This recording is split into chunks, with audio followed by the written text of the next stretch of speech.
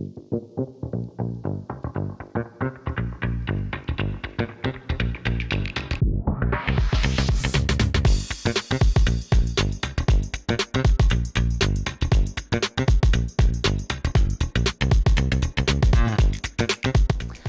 right, appreciate everybody showing up.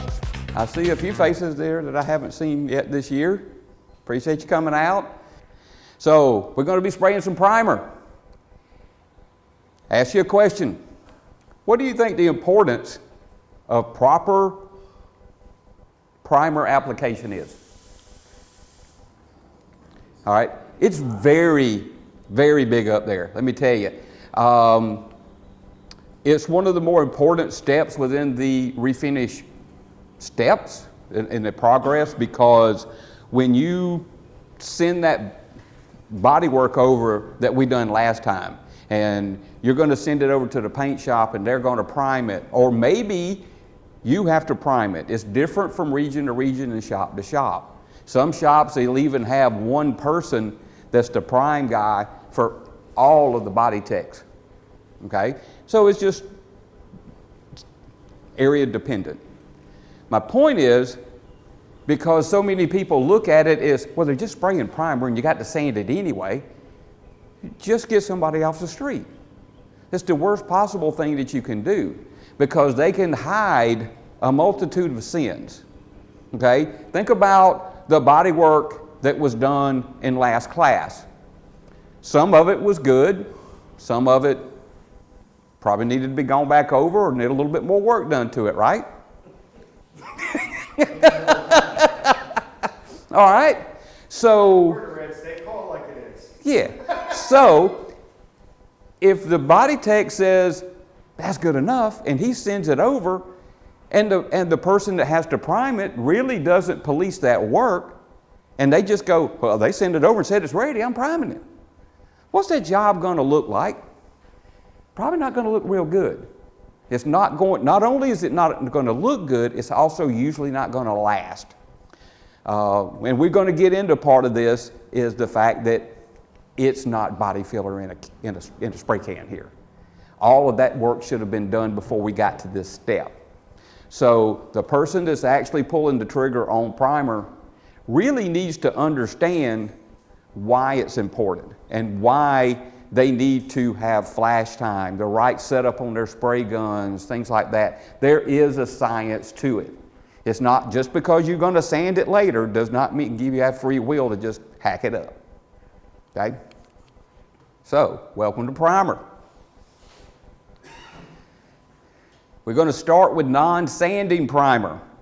We had a lot of discussion on this on our corrosion class on epoxy primer. You'll notice up here that I have epoxy and I have self-edge.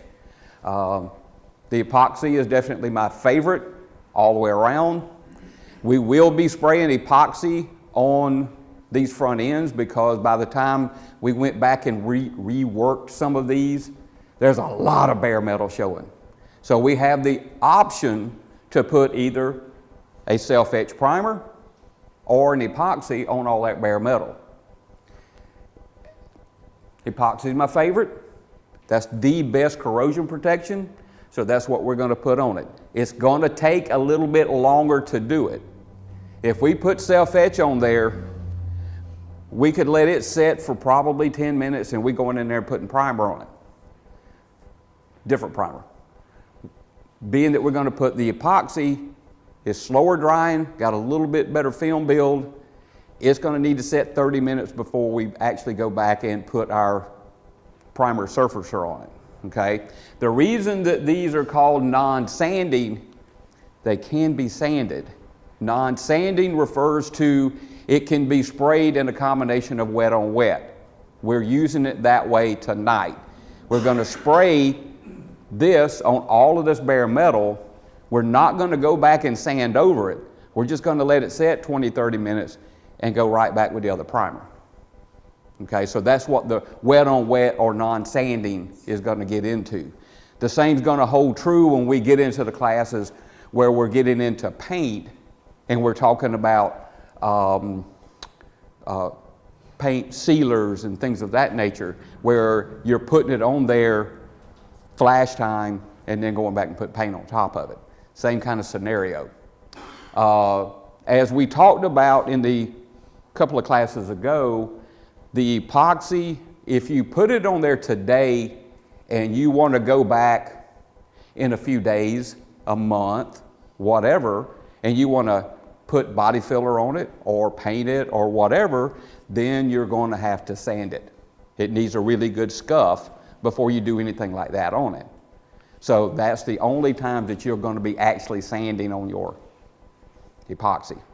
The self-etch primer, how many of you was in here when we done the corrosion class? Or, well, we even talked about this on body filler. This is, you cannot put body filler on top of self-etch primer.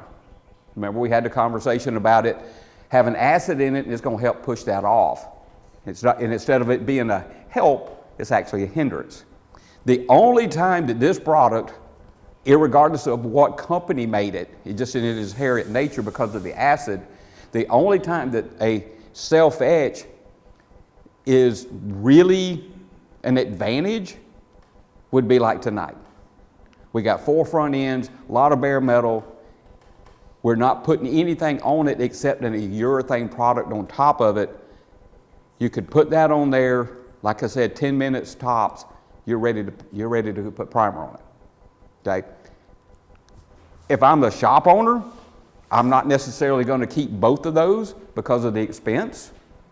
You know, every class we try to talk about the expense of all this stuff, and I've got prices on all this. So, and we'll discuss that as we get to it. So if you're only going to have one, go for the epoxy.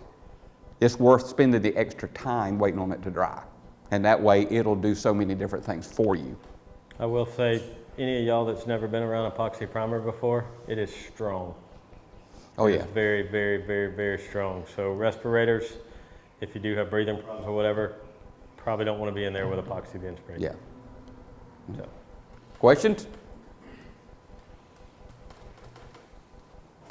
Sanding surfacer.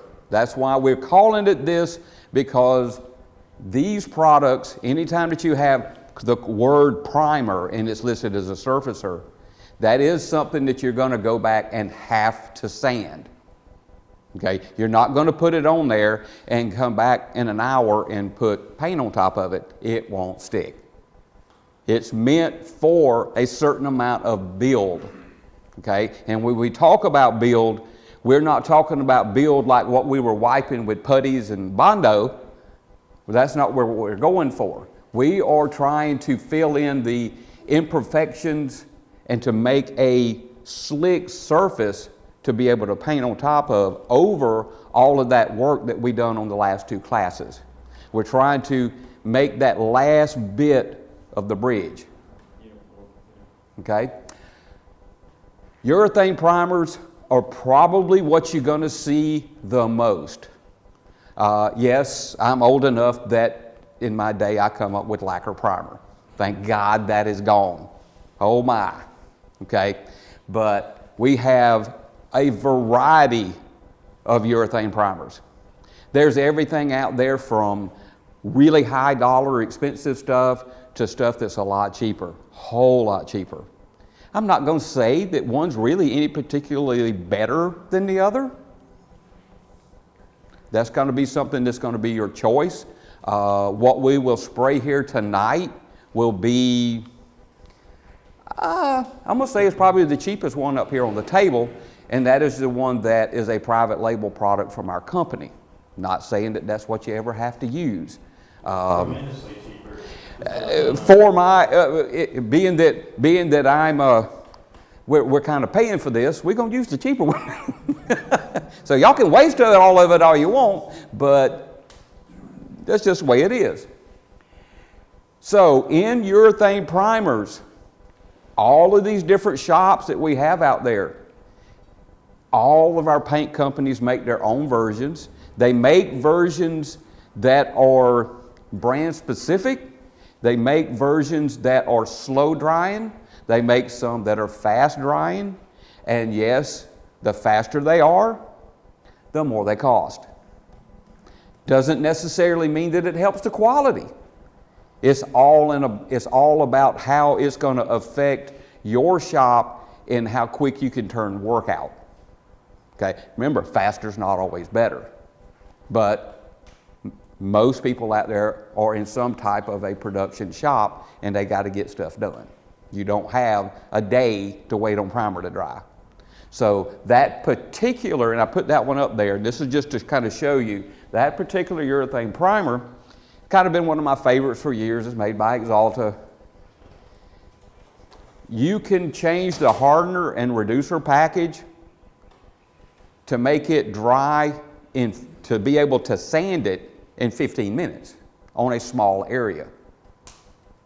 You can also make it to where it's slow enough to slick out the primer on an all over. So that makes it a very versatile product.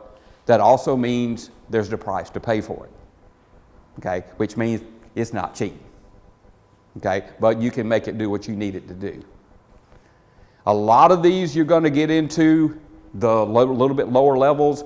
You're not going to have that variety of how fast or how slow can I make it be. You might only have one, maybe two hardeners to choose from. That's all you got. You got to make it work. Okay.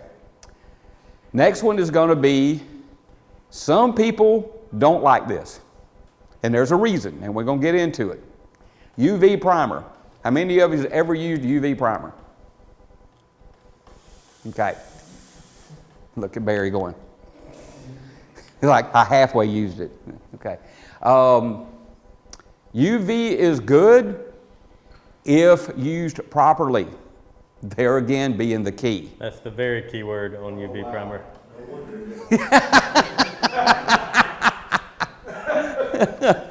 So, UV primer, obviously by its name, dries by UV light, whether that's by the sun or with a handheld light. Okay? Makes for a very awesome product. I can't wrap my head around how it actually works. The biggest problem is its drying, its limitations is where you can get that UV light to it. Okay, so you could spray that whole car with it, but you couldn't hardly dry all of it. Okay, if that UV light, if you don't get it in every crevice and around the bottom edges and things like that, if that light doesn't get to it for a certain length of time, it's not going to dry. No way, it's just not going to. You're not adding a hardener to it or anything. You're pouring it straight out of there and putting it in the gun and spraying it. Okay? Because it's activated by UV light, you also have to spray it in a totally sealed container.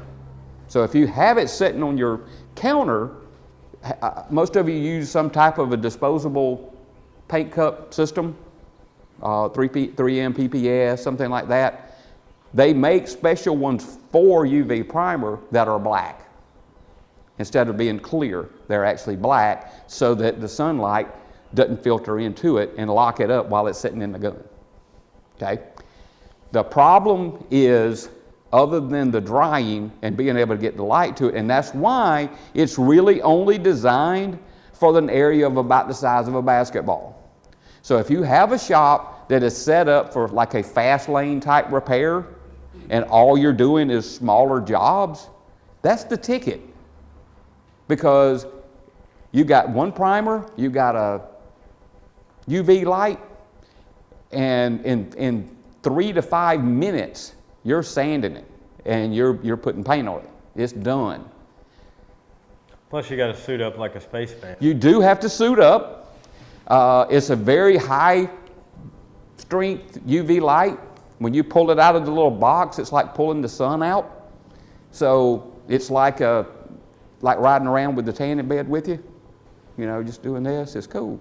But it is dangerous. You have to wear dark glasses. I mean, you truly have to be covered up to actually use it. And if you don't do all those steps, you're going to burn. It's like being out in the high strength sun. Okay? So it's going to hurt you. The body tech side of it, the problem is because it's transparent, It has to be transparent because the light has to filter all the way through it to the bottom to actually dry it.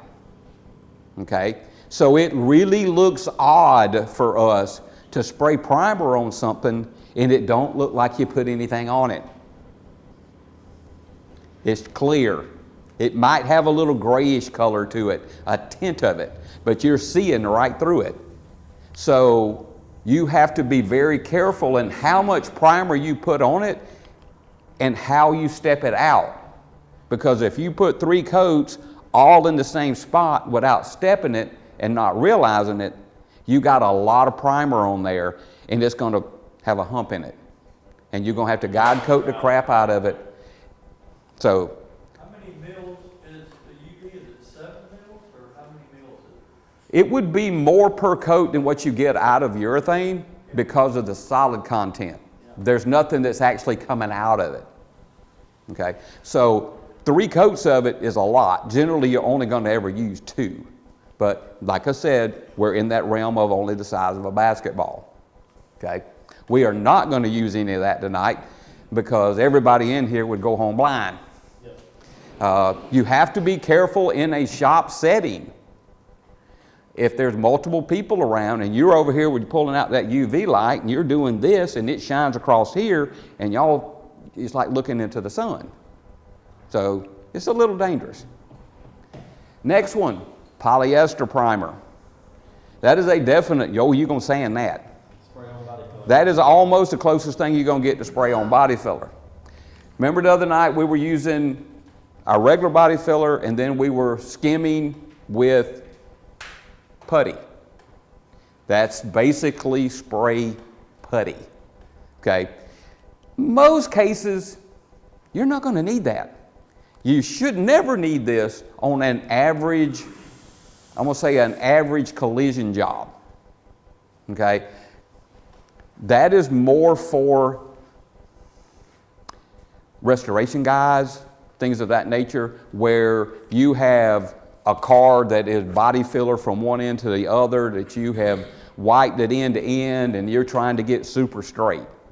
That's going to be your first prime, because how many of you have heard, well, I'm going to block it and reprime it, or I'm going to block it, I'm going to prime it, block it 2 or 3 times because I want to make it straight.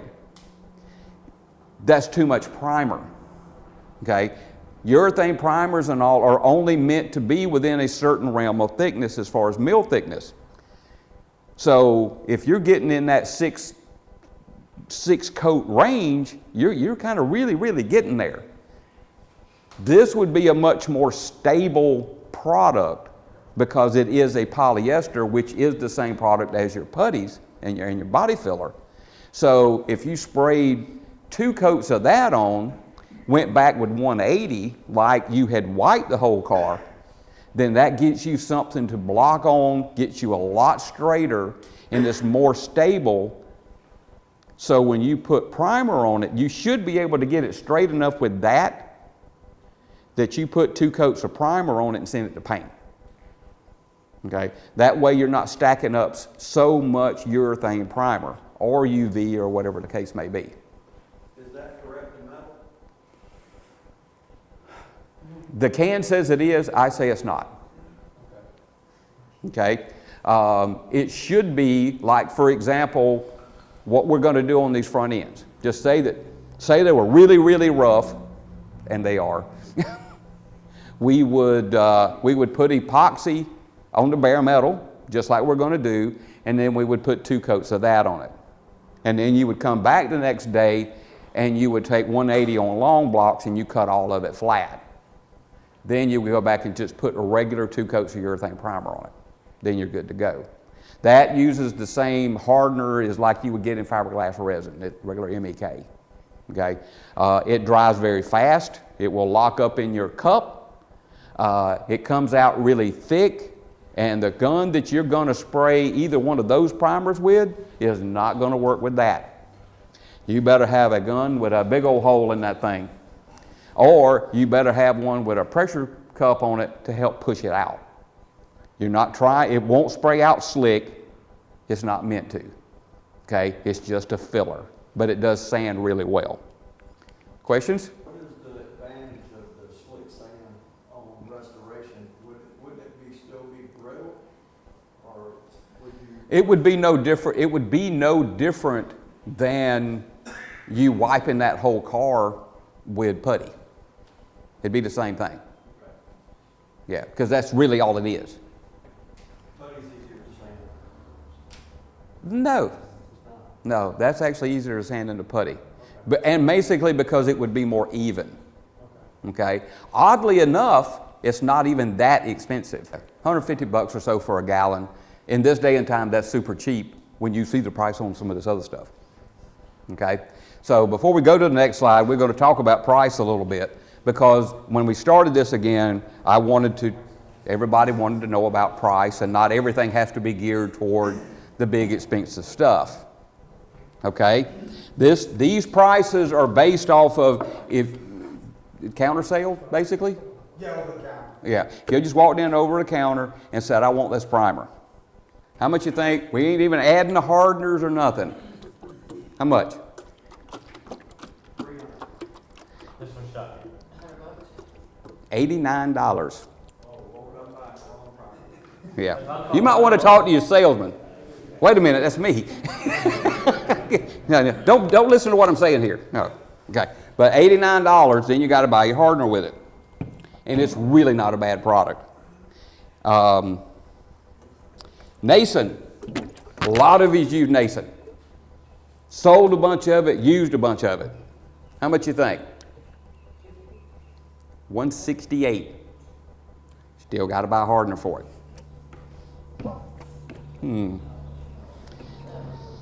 5310. This is a good primer. Very good primer. $444. It gets better. Just wait. Okay. PPG. This is one of their newer high solids clears. Primers. You'd feel better about it if it was primer. Clear. $529. So you're looking at 700 hardener, no? Yeah. For primer. Yeah. No. No. We're going with Mr. $89 one here. And what's so bad, really, I hate to say this,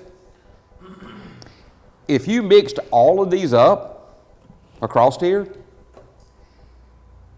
no labels, and I told you to spray them all, you probably wouldn't notice a huge difference. You may notice a little bit, but not anything earth-shattering. This one and this one, you may not get as smooth, as easy as what you get out of here. Okay? But any of them can be sprayed smooth if you use the right hardener, if there's one available. Okay? And that's going to get into your gun selection and things like that. We use the Nason and we don't seal anything. Correct. And there's nothing wrong with that. So the Nason's great. I don't have a problem with it at all. And $168 is a whole lot better than $500. Yeah, Connor says he's going to shoot me if one of these shows up in his shop. If Tim delivers it, shoot him. Questions on the cost part? What's the average coat, when you're talking about the primer, on the average compared 2 to 3 coats? We're going to get to that. Okay, but 2 to 3 coats is what you should be trying to achieve. Okay, and I got something about that that makes a lot of people mad, including him. What is a TDS, and why do I need to read one? Technical data sheet. Yeah, we are men for the most part here, and we just want to go by what Tim told me to do, or Jody told me to do, or whatever. Why would we read something like that? How else are you going to know how that one product is supposed to be sprayed, what it's supposed to be mixed, and what needle tip size should you be using with it? Okay? Honestly, in this day and time, any of the primers, any of the clears, anything like that that we'll ever talk about in here, you don't need to call the store. You don't need to do nothing special to try to find the TDS on a product. You just Google it. It comes right up. It does. Okay, so you could pick any y'all in here, try it. Put in 5310 TDS. It'll come up. Okay?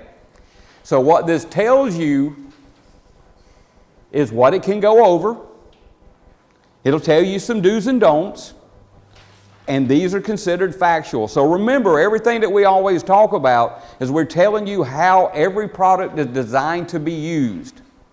What you decide to do with it may be different. Okay? Because we're scientists and we think we know better. We are not chemists. This will tell you what to clean the surface with. It will tell you things like sand 6 to 8 inches beyond the area of the feather edge where you've done your body work. It'll tell you what grits to use. It'll tell you things like application. Apply 3 medium wet coats. That does not say 4 sopping wet coats or 6, or I'm going to get enough on here to pile it into these pinholes and poke it in there with your finger. That is not what it's for. That tells you 3 coats. Allow adequate flash time between coats. One of the hardest things to do known to a painter is wait to put that next coat on. It's horrible. That's like the longest 10 to 15 minutes of your life. Okay? But the fact is, you give it the flash time. It doesn't matter which of the products, who made it, whatever. There's going to be a flash time. There's going to be something that's going to tell you, I want medium wet coats, or I want really heavy coats. It's going to tell you that information. Okay? Every one of these, when you pull up a TDS, is going to tell you something slightly different. And it's because that is the way that that company expects you to spray that product. Okay? It's going to tell you what needle tip size that they recommend for you to spray that with. It'll tell you dry times, all kind of different things that otherwise you're trusting somebody else told you the right thing to do. Well, maybe they've never used that primer. They're not all the same. They're really close, but some of them's going to be 4 to 1. Some's going to be 4 to 1 to 1. Some of them's going to be 3 to 1. All kinds of array of mixing as far as its ratios and stuff. So pay close attention to that. One of the things that mess people up, 5310. Okay? Don't know why they did this. 5310, even when you order it, 5310 light gray, dark gray. There's no numbering difference. You tell somebody, hey, just send me a gallon of 5310. You need to tell them if you want light gray or dark gray, because the number's the same. If you look at a TDS, there's about 5 different ways to mix that. And that depends on which hardeners that you actually have. The latest are VHS hardeners, very high solids, but there's ratios still on here for 2 or 3 of the older hardeners that you may actually have in your shop. So you have to be careful that you don't just look at it and go, oh, I see the one that said 4 to 1. Well, you had a different hardener. You didn't look over here to the right, and you were supposed to be 5 to 1 or 7 to 1. So how many people kind of really always have seen primer 4 to 1? That's what the general rule is, right? You get a hold of this with VHS hardener, it's 7 to 1. That's a big difference. You know what happens if you mix it 4 to 1? It don't dry. It just don't. Because remember, over-catalyzation can do the same thing as under. If it don't get the right cross-linking, it's not drying, or it's certainly not going to dry properly. But it also matters if it's a primer or a primer steel. Yes, Because they'll be different. that is correct. Yeah. The one that we passed around, that TDS, That is for this particular version. And you'll also notice that that one can be mixed as a version that is 4-to-1, one that is 4-to-1-to-1, and I think 4-to-1-to-2 as a sealer. And it sprays entirely different on each one. This one that gets us all the time. No primer sticks to unsanded paint. It just don't. Okay? And I'm just telling you from experience on what I see. I go into these shops all the time. And you all know that I'll show up in somebody's shop and have to prep cars, or I'll paint cars or whatever. And I'm working on this stuff, and you got areas where you're visually looking at it. They might have done body work, but the primer stopped. The primer went way past where their sanding marks did. Okay? It's not going to stay. Okay? Even if you got it to somewhat feather. So think about this in your shops. If you look at something and it's ready to go into booth and it's all sanded out, and you look at that edge of primer and look and see if there's a shiny ring around it. A lot of times it is. That's because somebody didn't get enough sand scratch or any where that primer stopped. Okay? That will show up in the paint job. It might not show up today, but it might show up in a month. It may show up tomorrow. It's your gamble. Okay? But either way, it's coming back, and you're going to have a dissatisfied customer, even if it's your own car. That's mine, I ain't worried about it. And then you look at it later going, yeah, I really should have took care of that. Clean all the area to be primed very well all around that repair. Okay? When we get into paint classes and prepping off of that, a big thing is cleaning, and these parts should be cleaned before you ever start doing body work on them. So at this point, it should not actually have any wax, grease, things like that, but it's probably going to have fingerprints and all kind of things of that nature from doing the repair. Okay? You'll need to clean it with a water-based cleaner followed by a solvent cleaner. And you do want to use both. Okay? On the water cleaner, if you use alcohol and water, I'm good with it. But use something that has a water base to it before you go back with that solvent. The reason that I keep harping on that all the time is the oils and all from our fingers and us laying our arms on it while we're getting it ready, all that stuff, solvent-based wax and grease remover does not take that off. It might knock a little bit of the halo off of it, but it's still there. I have had painters over the years that didn't want to believe that, and on their blend panels, I don't know if it was because of the alcohol that person drank every night versus the guy that worked beside him, but he would have cars coming back all the time that would have fingerprints that would show up all over the blend panel where he didn't put color on it. Well, every bit of that, you could see, you could put your hand up and say, okay, this is where he put his hand on it while he was sanding. This is where he done this. You know, I had to finally convince him to use a water-based cleaner. It's not as big a deal as it is for others, but some people, because of what comes out of them, it has to be. So you can actually take a water-based marker and you can wipe it, run it on a sanded job, and take wax and grease remover and pour on it, and you'll never move that water-based marker. But you could go and wipe it off. So it does take two different cleaners to actually get it clean. Okay? On the body filler part itself, don't drench it with either of the cleaners. Stay away from it as much as you can. If you do get it really wet, give it time to dry out well. Sand the area around it after we've done our body work. Sand that area around it with 320 on a DA. Then I want you to take 500, 600, something like that, and go out a little bit beyond that so that the overspray of the primer has something to lay into that is a decent scratch. Just a scuff pad is not enough. I see this a lot. Well, I've done the body work and then I sanded around here and then I took a Scotch-Brite and I hit around here.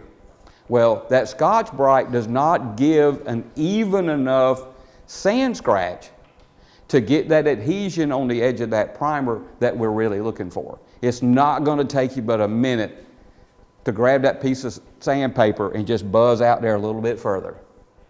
And that way you got something good for it to lay into. So when next time you're sanding on a car and you're looking at that edge where the primer stopped and you see it roll up a little bit on the edge and you start seeing that little shiny track, you know you didn't sand that part good enough. If it's feathering in and you don't see nothing, it just slick, you're done great. Questions? On the cleaner, when you talk about cleaning filler, you don't want to spray the cleaner on a work area or filler? Stay away from it as much as you can. What does get there, gets there, okay? Just don't soak it. Mask it for primer. What's the importance there? Kind of like a duh, right? But we say this, I go to shops all the time, and it's amazing to see what people try to do to keep from masking or either mask horribly. Primer overspray can travel forever. Okay? How many of you have sprayed sealer and have also sprayed base coat? Think about this. When you spray sealer, it's got travel to it. I call it travel. If you flick that gun just right, it can go a long way. Or, depending on how you taped it, it can go further up into that door jamb than that base coat can ever get, right? So, what I see all the time is I go into these shops and somebody is priming out in the open shop, nobody's got any cars covered up, whatever, all right? Primer, you could spray urethane primer and the way it's supposed to be here, and it get on the deck lid of my black car, okay? It does have that much travel. You do need to cover stuff up. That's why, call it what it is, you're really supposed to be using urethane primers and stuff in an actual booth. But we don't, okay? Not sure why you're looking at me. Just throwing it out. All right, cover anything that you don't want primer on, okay? Probably an odd statement. The reason is somebody will come in here and just say they're going to prime this spot, and they'll get primer all in here. Number one, it looks hideous. Number two, it didn't need to be there. Cover it up, okay? Because remember, anywhere you have to sand the product. Any type of primers that we're talking about like this, you're going back and sanding it. If it don't need to have primer on there, don't put any on it, because you got to go back and sand it. You got to sand it before you put the primer on it, then to make it stick, and then you got to sand the primer before you can paint it. So if it doesn't need to be all down here and all up in here, then don't put it there. Take a few minutes to cover it up. Do a nice tape job up in here. That way your job looks neater and you saved a lot of time. What couple of minutes that you spent covering this up saved you a lot of time at the end. How many times you look under a car that you're working on that somebody else may have done, and the exhaust pipes are painted. The bottom of the gas tank at the back side of it is green or blue or whatever. Okay, come on guys. It don't take that long to cover it up. Okay, but that's what we see all the time. And that's why, that's really kind of my way of saying that we need these classes, or hopefully, is to say, okay, we can do better. We just got to think about it. Plastic. If you got 2 or 3 cars sitting in here, put plastic on it. It comes in big rolls, okay? It's not that expensive. Cover those up, and that way you are covered. You don't have to pay to fix nothing on there. You take somebody's black car and you spend the money to have somebody get all the overspray off of it and clean it back up and buff it and all that kind of stuff. Oh yeah, you'd have wished you'd have covered it up with some plastic. Yeah, makes a big difference. What's wrong there? Hard edge. Hard edge. One of the worst things that I think you can just about do, and this one is not even a horrible example of it. I have seen a lot worse. Okay?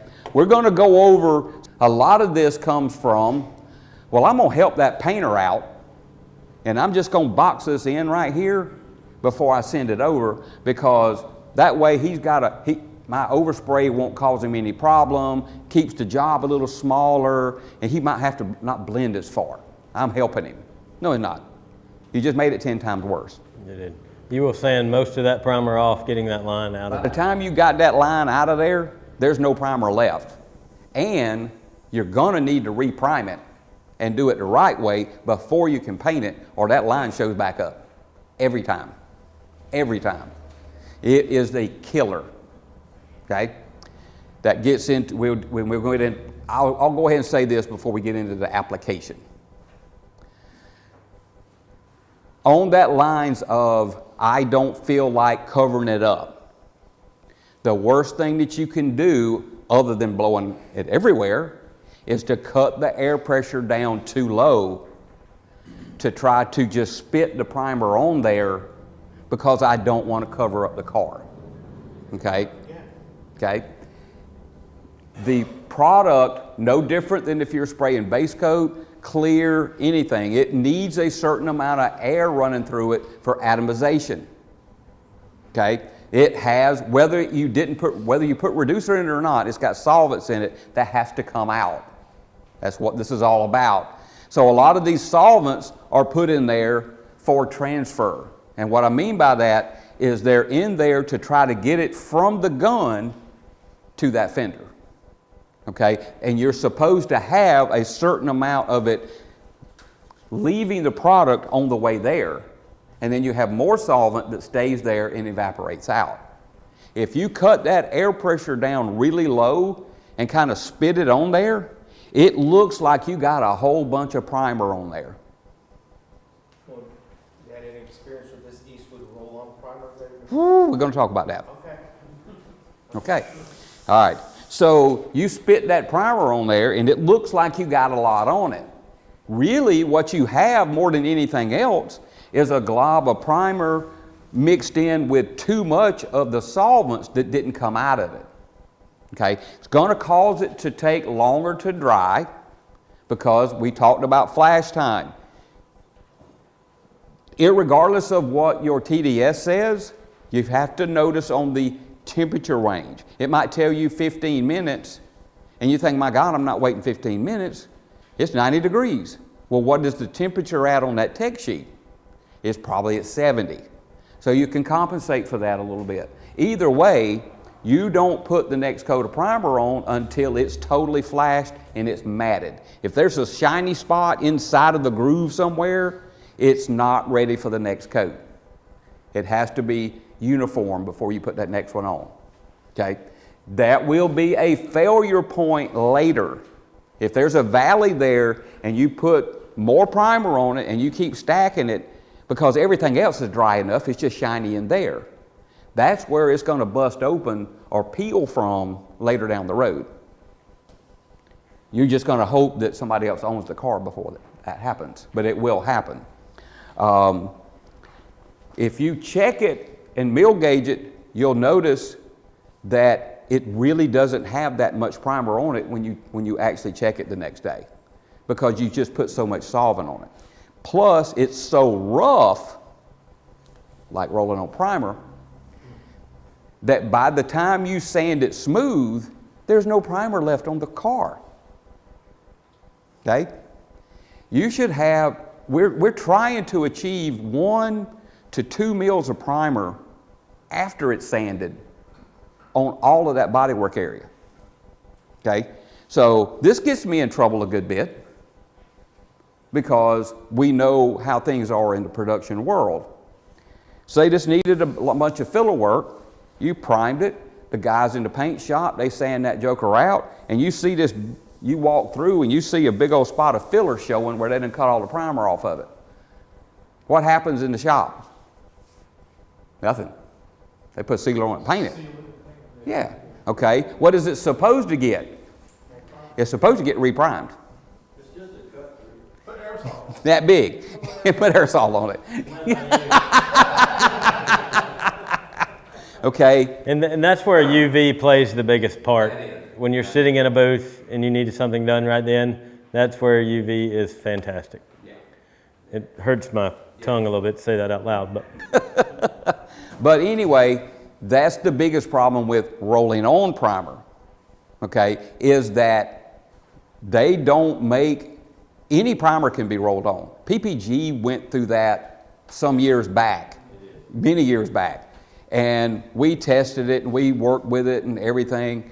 No matter how good you thought you could put it on there, it was still rough enough and had lines in it, because it's no different than rolling these walls. Okay, so everywhere that you run that roller up, it's going to have some kind of line and all in it. So you take that in conjunction with the texture, then it's actually kind of thick, so it doesn't dry as well. So it takes longer for it to dry in between coats. By the time you sand it smooth, there ain't no primer left on the car. So that's why it's a problem, no matter who makes it. Yeah, because Eastwood and some of those, they just way late to the game on that. That's been around a long time. They just never been able to make it work. Okay? Somebody here has a truck that somebody helped them prime that has all kinds of nice squares and places and all over it. And I asked them to drive it and they refused. But it would have been a really good example of that, you know. And that's the sucky part, is knowing that you're going to have to sand all that flat and reprime it when you wouldn't have had to. Spray guns. What kind of gun are you going to use to spray normal urethane primer? That's the biggest one we're talking about. Okay? What I have heard over the years is whatever I can get at Harbor Freight, whatever I can get that the painter's not using anymore, whatever I dug out of the trash can, it's just all over the map. Okay? Then there's some guys that truly do research it and find the best gun available. Okay? Me, doesn't matter to me what brand you use. It can be a nice SATA, it can be a 3M, one of the little plastic guns, anything, as long as it's really meant and set up to spray primer. Okay? This one works pretty neat, just for the fact that it's got, most of y'all have seen this, it's got the interchangeable heads on it. And this thing can go from a 1.2 all the way up to a 2.0 just by changing the end on it. Okay, it's got a nice step down needle. If you noticed on our tech sheets, our primer needed a 1.6 to a 1.8 fluid nozzle. Okay, I have 1.6s up here, I have 1.8s up here. Okay, if you grab that gun that you got at Harbor Freight or a painter's gun, in most cases, it's designed to spray base coat or clear. Okay, the viscosity, the feeling of the product, the thickness, all of this plays into how this thing sprays. So you don't want a gun that's going to spray like it's got the dry heaves. It has to get enough material out to actually do the job, and you want it to actually be relatively smooth. Okay, so do the research, find which one fits your budget range, but make sure you're using one that actually is geared toward that. I'm going to tell you, that 3M has made it so easy for us as far as having those interchangeable heads. What do those things cost? I know what I pay for them, but I mean, they're like a couple bucks a piece, probably. no, I'm talking about the whole gun. Oh, the whole gun, oh, the gun, like, about $300. So, and it'll last you. And like Larry said, we sprayed everything from bed liner to sealers to base with them. So they're very universal. So if you're a